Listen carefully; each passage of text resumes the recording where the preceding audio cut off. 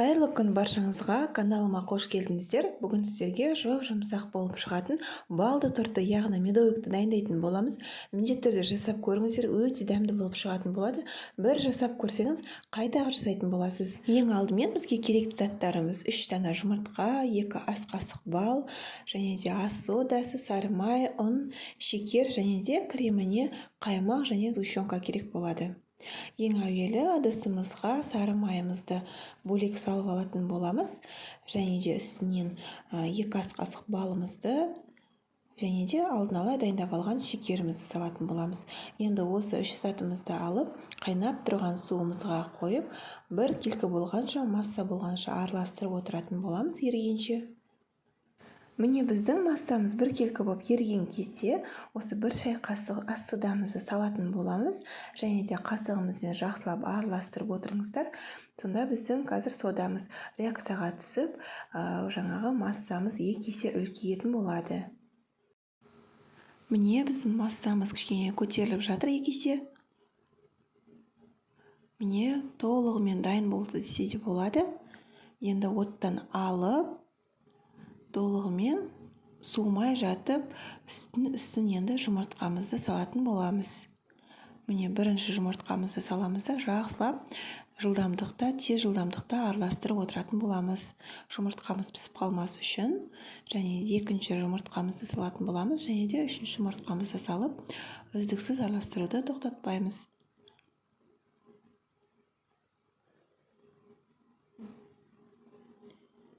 Міне біздің дайын болды. Енді алдын ала өлшеп алған ұнымызды салатын боламыз.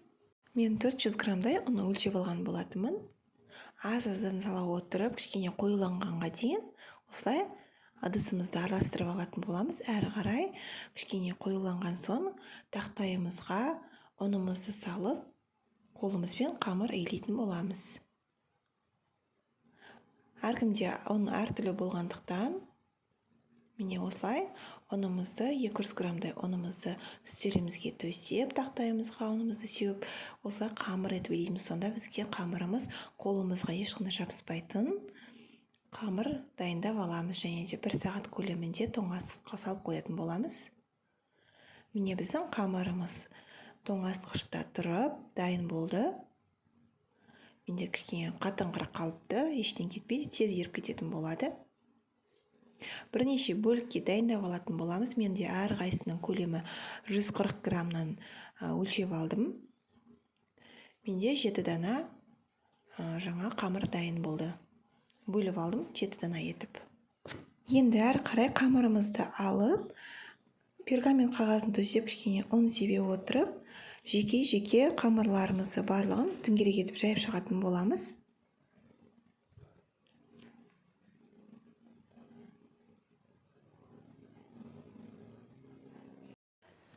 Міне осылай орташа көлемде жұқалау етіп жайып алатын боламыз. Осылай жайып болғаннан соң дөңгелек затпен немесе тарелкамен кесіп алыңыздар. Мен осылай жайып болғаннан соң тарелкамен кесіп алдым. Және де қалған жанындағы қамырларымызды бірге пісіріп алатын боламыз. Бетіне ұнтақ етіп сеуге. Міне осылай барлығын дәл осылай жайып алып, үстінен шанышқымен осылай басып шығатын боламыз. Енді осылай барлығын осылай жайып, пісіріп шығатын боламыз.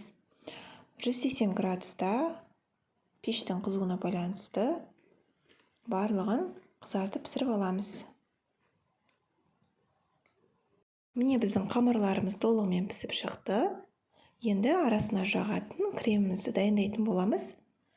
Жаңа мен видеода көрсетілгенде қою қаймақ болуы керек, және де 20%-дан жоғары болуы керек. Немесе үй жағдайында заварной кремді дайындап жасасаңыз болады. Әркімнің әр қалауы өзінде. Мен осылай үнемі қаймақ пен сгущенканы араластырып жағатын боламын. Сіздер де жасап көріңіз, дәмді болып шығады. Міне қаймағымызды салып алдық. Егер аз болса, тағы да үстінен салсаңыздар болады. 20% болуы керек. Қоюлау болу міндетті, және де сгущенкамызды салатын боламыз. Жақсылап араластырып дайындап алатын боламыз. Енді әрі қарай дайындап болғаннан соң корждерімізге барлығына жеке-жеке жағып шығатын боламыз арасына. Міне осылай әр коржымыздың арасына 2-3 қасықтан жағып шығатын боламыз.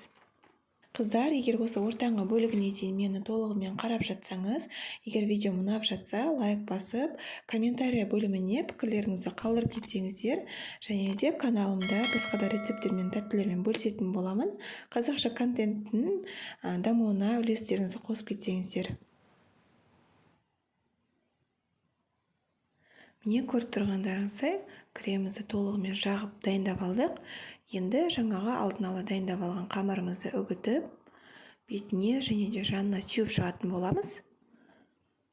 Ол әсемдік үшін міне толығымен осылай сеуіп дайындап алатын боламыз.